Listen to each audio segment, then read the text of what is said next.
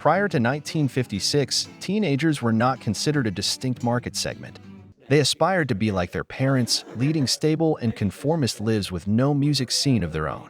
The first use of the term teenager dates back to 1941, but it wasn't until the mid-50s that the teenage culture truly started to emerge. Frank Sinatra's fans, the Bobby Soxers, were among the earliest signs of the shift, and T-Bone Walker's Bobby Sox Blues in 1947 was one of the first records acknowledging the phenomenon. James Dean's portrayal of rebellious youth in Rebel Without a Cause 1955 served as a precursor to the rise of teenage stars. By the end of 1956, teenagers knew exactly what they wanted: music that defied authority and challenged their parents' tastes.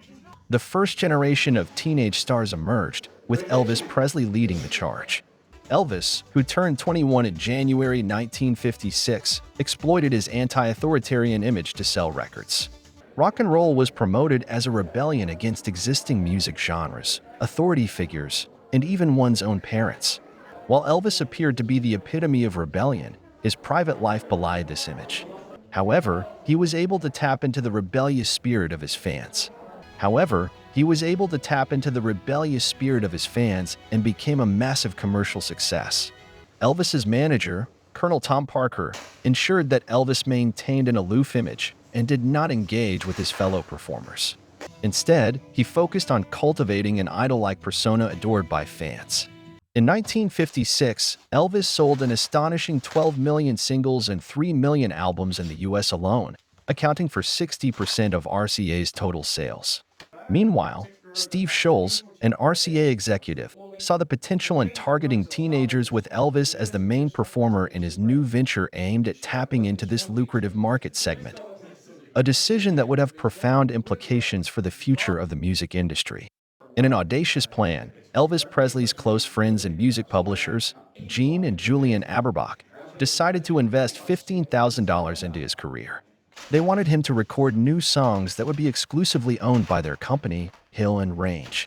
The ambitious move aimed to transform Elvis from a country musician into a pop sensation, much like Eddie Arnold before him. Elvis was hesitant to leave Sun Records, but eagerly embraced the opportunity to join RCA. He had only managed to release 5 singles in 18 months under Sun, whereas RCA already had plans for an innovative new concept, the LP. Some of Elvis's favorite performers, such as Hank Snow, the Blackwood Brothers, and Arthur Big Boy Crudup, also recorded for RCA, adding to his excitement. Steve Sholes, who had previously made mistakes with Jim Reeves' contract, ensured that this time all of Elvis's back catalog, whether released or not, was included in the deal. Chet Atkins, a skilled guitarist and record producer at RCA, was entrusted with arranging and producing Elvis's new music. As Elvis prepared for his big break, he still found time to perform small-town gigs alongside Johnny Cash and Carl Perkins. On January 6th, he played the gym at Randolph High in Mississippi. Little did they know that these humble beginnings would soon give way to international stardom. RCA executives were unsure about Elvis's potential, fearing they might not recoup their investment within a year. Despite these doubts, Sholes remained confident that Elvis could appeal to a wider audience and become an alternative to Bill Haley in the music industry. To achieve this, Sholes wanted to incorporate a fuller sound than what Elvis had at Sun Records. Chet Atkins agreed to help arrange it, but insisted on using the Spear family instead of the Jordanaires for backing vocals. RCA's Nashville studio, renowned for its success in country music, provided the perfect setting for their ambitious plan. However, they encountered technical challenges in replicating the echo effect from Sun Records. Engineer Bob Ferris and Atkins devised a complex system involving a long hallway with a tile floor and a speaker at one end, while a microphone was placed at the other. Despite all the apprehensions and uncertainties surrounding Elvis's career switch, his first record under RCA, I Forgot to Remember to Forget, climbed the country charts. However, behind the scenes, everyone seemed consumed by paranoia or anxiety about the future of their investments and careers. Elvis, Scotty Moore, and Bill Black found themselves recording outside Sun Studios for the first time under RCA's guidance. Moore felt nervous about performing in front of Atkins, who had a reputation as a skilled guitarist. As they embarked on this new chapter, Elvis and his team faced numerous challenges and obstacles but remained determined to achieve stardom in the pop music world. In a small studio nestled in Nashville, an air of anticipation hung thick as Elvis Presley, accompanied by his entourage, prepared for the recording session of what would become one of the most iconic songs of his career, Heartbreak Hotel. The room was tense with excitement and uncertainty as the young singer knew he had to prove himself, especially in front of the legendary Chet Atkins. Presley, dressed in striking pink trousers with a blue stripe, displayed confidence in his voice but doubted his guitar-playing abilities. He addressed authority figures respectfully, calling them Sir. Scotty Moore, one of Elvis's accompanists, recalled the studio's regimented nature, contrasting sharply with their laid-back sessions at Sun Records. The recording process relied heavily on take numbers and lacked the casual atmosphere they were accustomed to. The Jordanaires, a group of skilled singers, warmed up with some gospel favorites before beginning the first take. When it was time to record I Got a Woman, Presley's energetic performance and dynamic range posed challenges for the sound engineers. His movement caused fluctuations in his vocal levels, and his guitar bled into the microphone, drowning out his voice. Chet Atkins suggested using a felt pick to soften his percussive style. After several takes, they finally achieved the desired result. Even Cool Hand Atkins, known for his cool demeanor, was impressed. He urged his wife to come witness this extraordinary event. The origin of a Heartbreak Hotel remains shrouded in mystery. However, Randy Boswell's research has shed light on the misconceptions surrounding its inception. Tommy Durden had actually found a cutting from the El Paso Herald-Post about Alvin Krolik, a failed robber with marital woes, who tragically became the 9th person to lose their life during a heist. Durden and Mae Boren Axton wrote the song within half an hour, drawing inspiration from this sad story and amplifying the protagonist's misery. Mae Axton initially refused to sell the rights to Heartbreak Hotel to Hill and Range, but eventually agreed, allowing Elvis Presley a third of the songwriting credit. This controversial decision has sparked debates about whether an artist should receive co-authorship for a song they didn't create outright. The recording of Heartbreak Hotel began with Elvis and Bill Black's haunting bass line, followed by Scotty Moore's assertive chords and Kramer's rain-like piano. Presley delivered his heart-wrenching lyrics with such intensity that he broke down at the end of each verse, evoking comparisons to James Dean's acting style. Despite the missing original tapes that might have revealed more details about the song's creation, Heartbreak Hotel stands as a testament to Elvis Presley's talent and charisma. It remains one of the most iconic songs in music history, its origins shrouded in a mix of truth and mystery. The allure of this enigmatic masterpiece continues to captivate fans worldwide, adding an element of intrigue to the legend of Elvis Presley. The enigmatic influence of Johnny Ray's Cry is unmistakable in the world of music, particularly when compared to Elvis Presley's Heartbreak Hotel.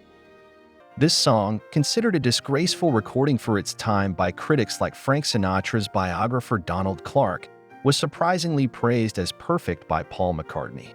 Its mysterious charm can be attributed to the singer's performance from the depths of despair, combined with the use of echo and intricate phrasing.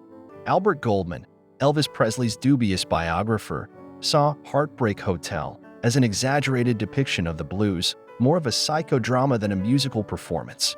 He believed that if Presley had continued in this vein, he could have been regarded among the greatest creative forces in rock music, rather than just its iconic image.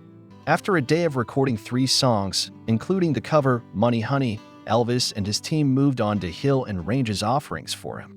Unfortunately, none of the 10 songs they provided captured his attention. Perhaps Hill and Range's writers were yet to understand Elvis Presley's unique style, so they were instructed to abandon rock and roll and deliver 2 new ballads. These ballads, I'm Counting on You, by Don Robertson and Claude Demetrius, I Was the One, proved to be successful recordings. Floyd Kramer added distinctive touches to both songs, with I Was the One being so well received that Presley himself preferred it over Heartbreak Hotel. Despite initial hesitance from his bosses at Sun Records, Scholes released Heartbreak Hotel alongside the less provocative ballad I Was the One on the B-side. The single was met with mixed reviews. Sam Phillips thought it was a morbid mess, but it went on to become one of the defining hits of the rock and roll era. The contrast between Heartbreak Hotel and Bill Haley's Rock Around the Clock is striking. Yet both songs had an undeniable raunchiness that appealed strongly to their target audience. Paul Evans, a New York songwriter, recalls how the music of Elvis Presley marked a generational divide, creating a sense of unity and rebellion among young people who celebrated their music above all else. Heartbreak Hotel became an object of parody in various forms. Stan Freberg created his own version for Capitol Records. Gene Vincent's Bebop Lula could be seen as another parody. And both Goodman Ace and Bob Hope found humor in reading the lyrics on US TV. The Addams Family even incorporated a parody of the song into their performances. As Elvis Presley continued his rise to fame, he faced resistance from Ed Sullivan, the host of a widely popular television show. Sullivan was initially unimpressed with rock and roll and had disliked previous rock artists like Bill Haley and Bo Diddley. This would prove to be a challenge for Presley as his career progressed. Nevertheless, Heartbreak Hotel, with its enigmatic allure and profound influence, remains an indelible part of music history. As the story unfolds, we find ourselves on the edge of our seats, witnessing the meteoric rise of the enigmatic musical icon, Elvis Presley. Having been banned from the Ed Sullivan Show due to his unconventional performance style, Elvis was given a chance by Jimmy and Tommy Dorsey to revitalize their faltering stage show on CBS. Elvis's debut on national television came on January 28, 1956, where he captivated the audience with his energetic renditions of Shake, Rattle and Roll, Flip, Flop and Fly, and I Got a Woman. Despite not singing his latest single, Heartbreak Hotel, Elvis felt confident in performing familiar tunes to introduce himself to the nation. Following his television appearance, Elvis journeyed to New York City to record 8 songs for his first album. These included covers of popular hits such as Blue Suede Shoes by Carl Perkins and Tutti Frutti by Little Richard, as well as original tracks like My Baby Left Me and So Glad You're Mine. His performances during this time were a mix of stage shows with country acts in Florida and multiple appearances on the Dorsey Stage Show. Elvis's star continued to rise, and his management team, led by the ambitious Colonel Parker, ensured that his fan base grew exponentially.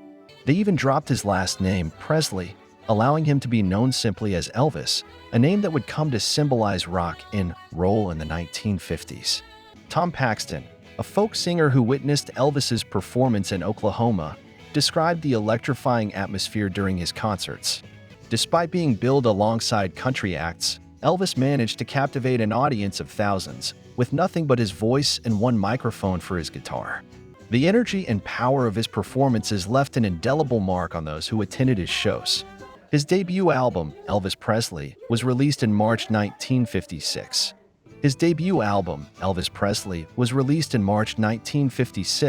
Featuring iconic tracks like Blue Suede Shoes and 5 previously unreleased Sun recordings. In this captivating tale, we see how Elvis Presley overcame adversity, transformed the music industry, and became a legendary figure that would continue to influence generations of musicians to come. In the realm of rock and roll, a fierce competition brewed as Elvis Presley's career skyrocketed with the release of his groundbreaking album. His ability to attract working teens and young adults made him a formidable figure, outshining many others in the industry. Colonel Tom Parker, ever the manipulative manager, devised another contract for Elvis to sign, still keeping essential details hidden from the naive artist. Meanwhile, Sam Phillips at Sun Records witnessed the rise of Johnny Cash and his hit Folsom Prison Blues. With its success, Cash earned a reputation as a major country star, defying tradition by dressing in black rather than flashy rhinestones, earning him the moniker The Man in Black. As Carl Perkins' star began to rise, he penned the iconic song Blue Suede Shoes, which went on to dominate both pop and country charts. Though some may argue about its racial appeal, it was clear that listeners of all backgrounds were drawn to its infectious beat. Tragedy struck Perkins and his band when their car was involved in a near-fatal accident. The surviving members, including a miraculously unharmed W.S. Holland, struggled with the aftermath as they recovered from injuries and mourned the loss of one of their own. Amidst this chaos, Elvis Presley extended a gesture of goodwill to Perkins, sending a telegram to offer his support during this difficult time. Rumors circulated about Elvis's intentions with Blue Suede Shoes, but it seemed that the king simply admired and respected Carl's talent. Colonel Parker even chose not to push for a publishing deal, which could have benefited Perkins financially, further fueling speculation about their true motives. The world of rock and roll remained shrouded in mystery and intrigue as these musicians navigated the treacherous waters of success and betrayal. But one thing was certain: the music continued to captivate audiences, keeping them on the edge of their seats and begging for more.